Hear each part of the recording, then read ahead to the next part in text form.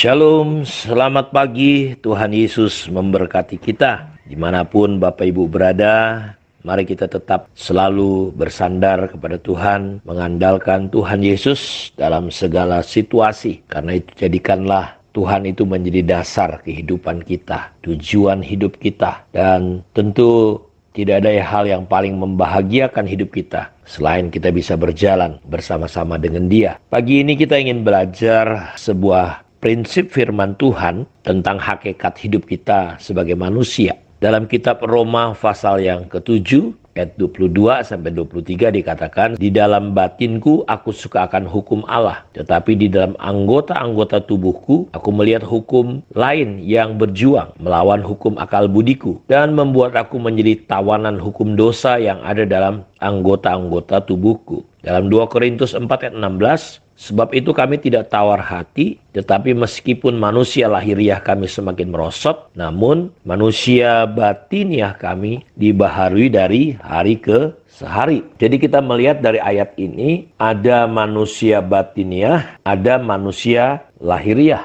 Ada manusia tubuh kita ini, ada manusia rohani. Dan saya berdoa dan berharap kita bisa memahami dan melihat hakikat diri kita. Manusia itu terdiri dari roh, jiwa, dan tubuh. Dalam 1 Tesalonika 5 dikatakan bahwa biarlah kita memelihara roh, jiwa, dan tubuh kita dalam keadaan kudus sampai pada kedatangan Tuhan. Jadi ketika kita memahami siapa diri kita, bahwa diri kita itu adalah manusia batiniah, manusia rohani, dan itulah hakikat kita. Tubuh kita yang kelihatan itu adalah daging kita, terdiri dari tulang, ada darah di dalamnya. Tapi agak masuk lebih dalam, mengendalikan dan bekerja sama dengan tubuh kita, itu ada yang namanya jiwa. Jiwa itu pikiran kita, kehendak kita, tekad kita, perasaan kita, imajinasi kita itu ada di jiwa. Tapi di kedalaman yang lebih dalam lagi ada yang namanya roh. Kita adalah manusia roh. Kita diciptakan segambar dengan Allah. Allah itu roh. Karena itu manusia itu kekal. Manusia tidak mati. Ketika dia mati terpisah dengan tubuhnya, rohnya tetap hidup.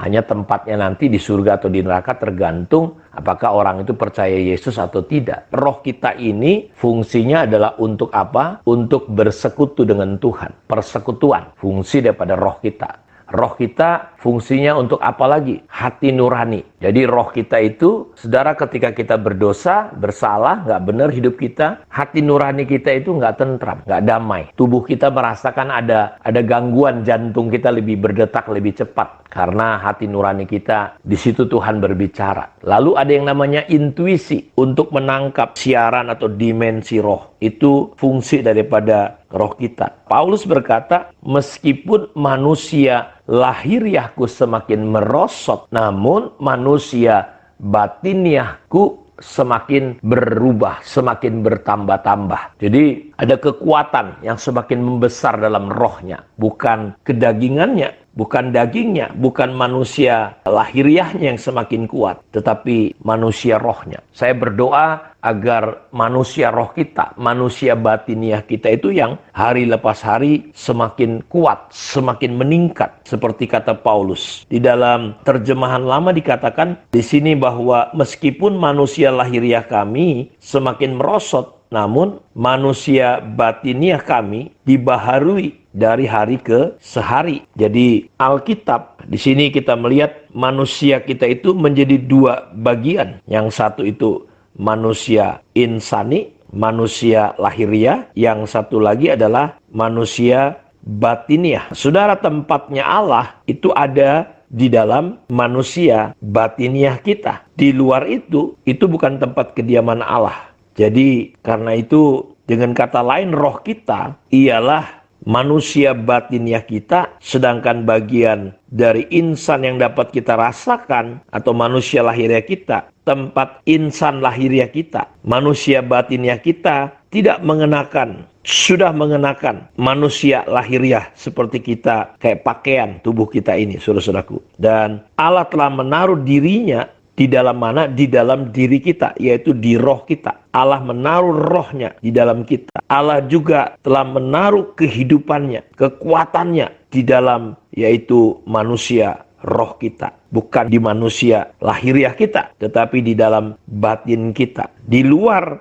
manusia batiniah kita ada pikiran, ada emosi kita, ada tekad kita. Sedang yang berada di paling luar, itu yang kita sebut adalah seluruh tubuh jasmani kita. Ketahuilah Bapak Ibu bahwa ketika kita bergerak bersama Allah, bekerja bagi Allah, kalau insan atau manusia batiniah kita mengalir keluar karena didiami oleh Roh Kudus, itu luar biasa sekali. Ini yang saya lihat Yesus, Paulus, rasul-rasul itu bergerak sedemikian rupa. Karena itu betapa pentingnya manusia batiniah kita yang dipenuhi dengan Roh Kudus itu bisa mengalir keluar. Seperti perumpamaan misalnya minyak narwastu atau bejana tanah liat, kata Paulus. Jadi di dalam bejana itu ada permata-permata, ada aliran-aliran kehidupan Tuhan. Nah, seringkali aliran-aliran Tuhan atau roh Tuhan, kehidupan Tuhan itu terhalang. Roh Tuhan ada pada kita, dia diam di dalam diri kita. Tetapi terkadang ketika kita,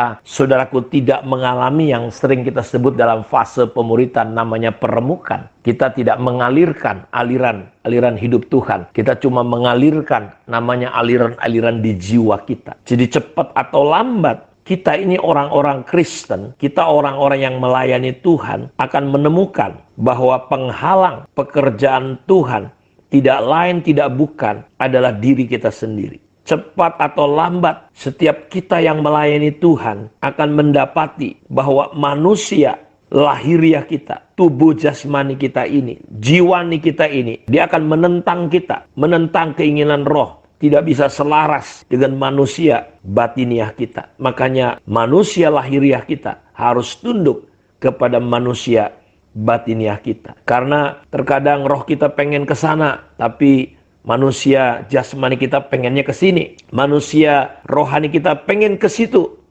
Tetapi saudara, manusia jasmani kita cenderung selalu melawan, bertentangan. Karena itu cepat atau lambat kita orang Kristen, orang percaya akan merasakan bahwa manusia lahiriah kita tidak pernah mau mematuhi, tidak pernah mau takluk tunduk kepada roh kita, tidak mau bertindak berdasarkan seturut perintah daripada Tuhan. Cepat atau lambat setiap orang yang melayani Tuhan akhirnya akan menemukan dan melihat bahwa kesulitan terbesar hidup kita itu ditimbulkan bukan hanya oleh iblis, tetapi oleh diri kita sendiri, yaitu manusia lahiriah kita yang menghalangi untuk bagaimana roh kita bisa mengalir. Karena itu setiap orang yang melayani Tuhan, setiap orang Kristen harusnya dia mampu menggunakan rohnya, menaklukkan manusia lahiriahnya untuk bisa selaras dengan manusia batiniah kita.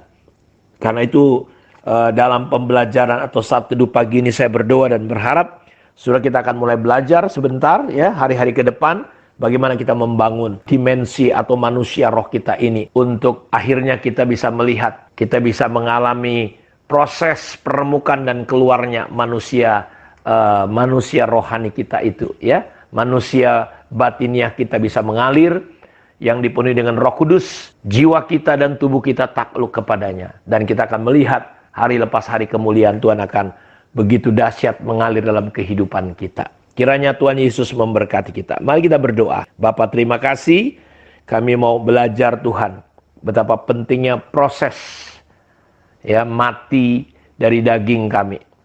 Kami mengalami yang namanya proses peremukan. Kami bisa ditanggulangi oleh Tuhan sifat-sifat kedagingan kami. Karena itu Tuhan, Roh-Mu menolong dan memimpin kami semua. Diberkatilah semua anak-anak-Mu. Biar kami tetap takluk tunduk kepada Tuhan dan firman. Sehingga kami bisa selaras mengakui Tuhan. Dan kami boleh melihat jalan-jalan kami diluruskan oleh Tuhan sendiri. Terpujilah Engkau Bapa, dalam nama Yesus kami berdoa. Amin. Tuhan memberkati kita semua. Shalom.